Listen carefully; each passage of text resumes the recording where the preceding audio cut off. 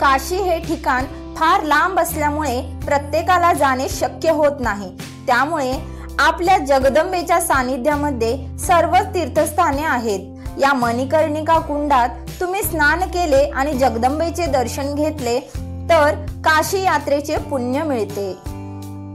हा आहे उत्तर दरवाजा। या कमानी शेजारीच मणिकर्णिका कुंड मिळालेला आहे, ज्याचे उत्खननाचे काम अजूनही सुरू आहे। चला तर पाहूया ऐतिहासिक असा कित्येक वर्षे भूमिमातेमध्ये दडलेला हा मणिकर्णिका कुंड।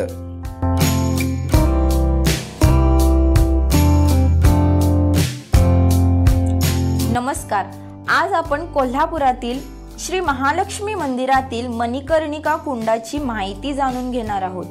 देवी मूर्तिशास्त्र अभ्यासक उमाकांत रानेंगा यांनी दिलेल्या माहितीनुसार खालील संदर्भ आहे। पौराणिक माहिती देणाऱ्या ग्रंथामध्ये श्री महालक्ष्मी मंदिरातील मणिकर्णिका कुंडाची कथा सांगितलेली आहे। त्या कथेत असे सांगितले आहे की कोल्हापूरमधील श्री महालक्ष्मीने जेव्हा कोल्हासुराचा वध करून श्री महालक्ष्मी विराजमान झाली त्यावेळी समजले की आपले कानातील कर्णकुंडल कुठेतरी पडलेले आहे। त्यावेळी महर्षी नारदांनी कुंडल शोधून काढले। ज्या ठिकाणी हे कुंडल सापडले ते तीर्थ म्हणजे मणिकर्णिका कुंड होय। आता ही झाली पुरातन कथा। या कुंडाला ऐतिहासिक संदर्भ सुद्धा आहे। पूर्वीपासून एखादे मंदिर उभारले जाते तिथे दोन पाण्याचे स्तोत्र शोधले जातात, दोन जलाशय, कारण एक कुंड देवीच्या स्नानासाठी आणि दुसरे देवी देवतांच्या स्नानाचे निर्माल्य विसर्जन करण्यासाठी केले जातात।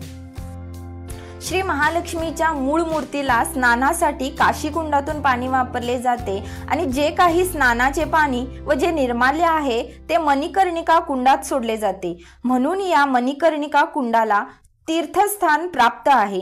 80 वर्षापूर्वी मणिकर्णिका कुंड मुजवण्यात आले आहे आणि त्या ठिकाणी शौचालय बांधण्यात आले, कचराही टाकण्यात येऊ लागला।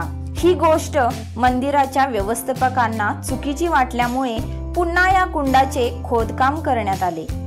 हे खोदकाम करण्यासाठी बरीच आंदोलने करण्यात आली। आता हे मणिकर्णिका कुंडाचे स्थान नेमके कुठे आहे हे समजणे महत्त्वाचे होते। त्यासाठी 1867 साली ब्रिटिश इंजिनियरने तयार केलेला एक नकाशा उपलब्ध होता।